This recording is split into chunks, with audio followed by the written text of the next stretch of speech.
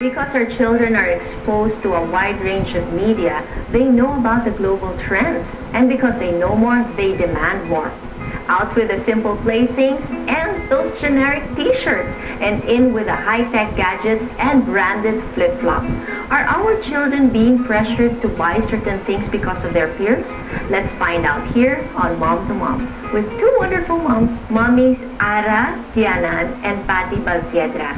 Ara is an online businesswoman and a mother of three, and Patty is a marketing consultant and a mother of two. Okay, so mommies, what is the value of money for you? What is money, Patty? Primarily, for me, it's a symbol of self-reliance.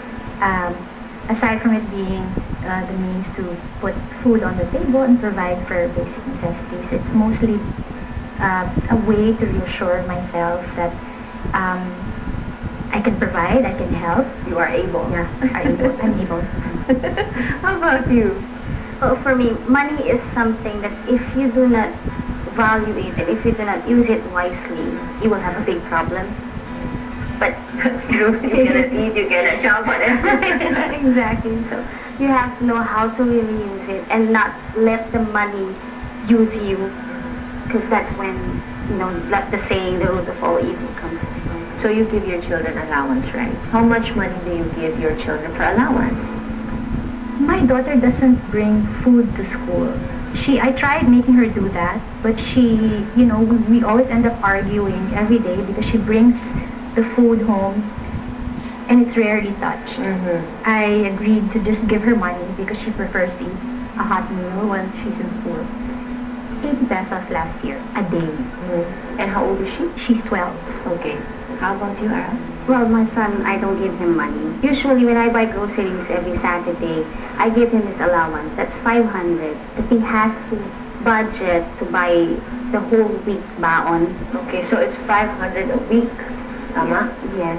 Does he keep within the budget?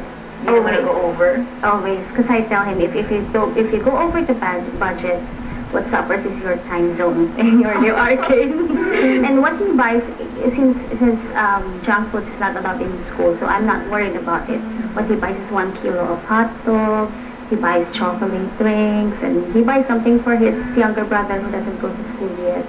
He's a boy kasi. I want him to grow responsible and family-oriented. So that's why I let him know the value of money and how to spend it. It's like you just pay.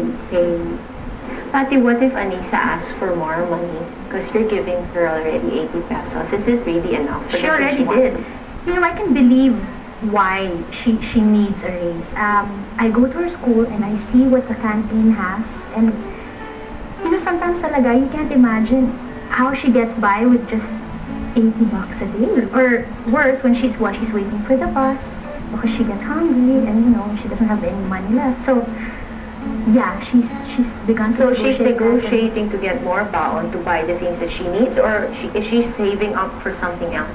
Well, that too.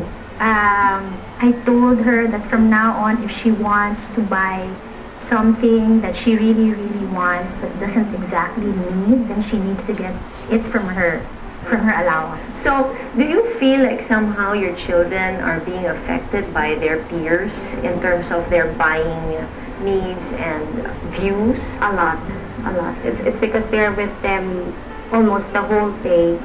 So some kids, their parents, parang they feel guilty and they just give anything, that the material things that the kids want, and my kids would be like, oh, they have this PSP and all those things, but they never ask for me like directly, Mama, I want you to buy me this. It's like, Mama, if you have extra money, can you buy me this?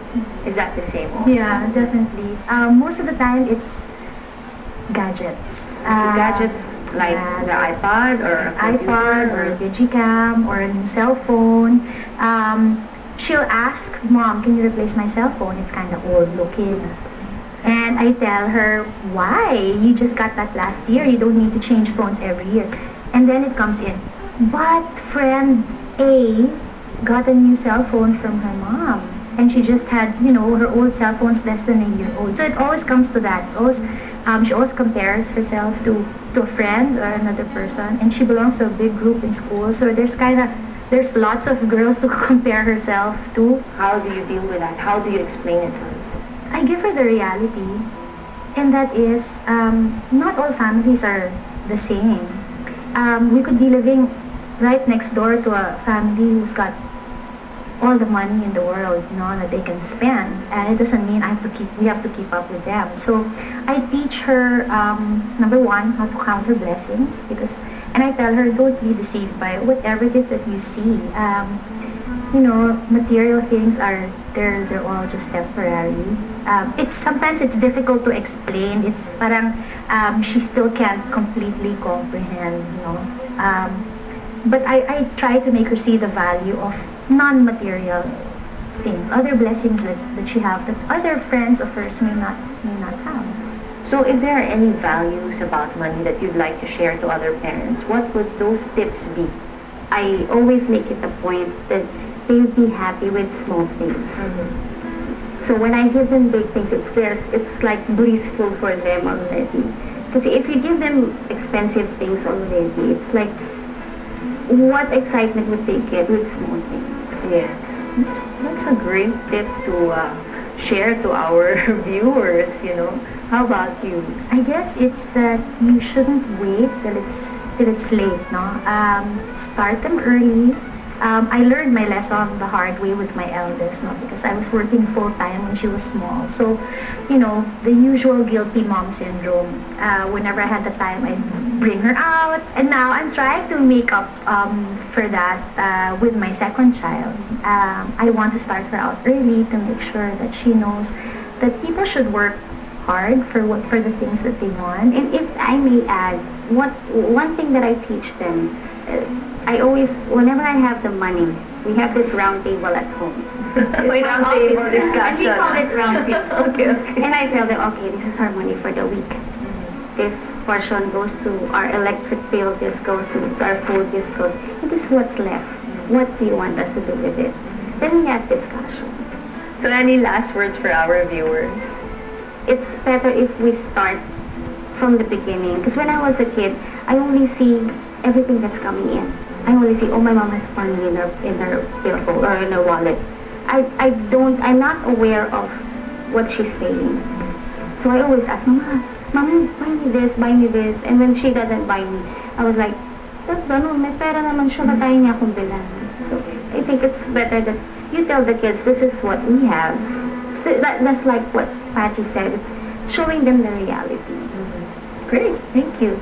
Patty, any last word? It's easier said than done, no? But I think for us parents, it's most important to lead by example. Well, children really look up to us, and they see everything that we do, they hear everything that we say. So if they see in us the right values, and if they know that they can really look up to their parents because their parents are doing the right thing and are practicing what they're preaching, then I think that's more effective.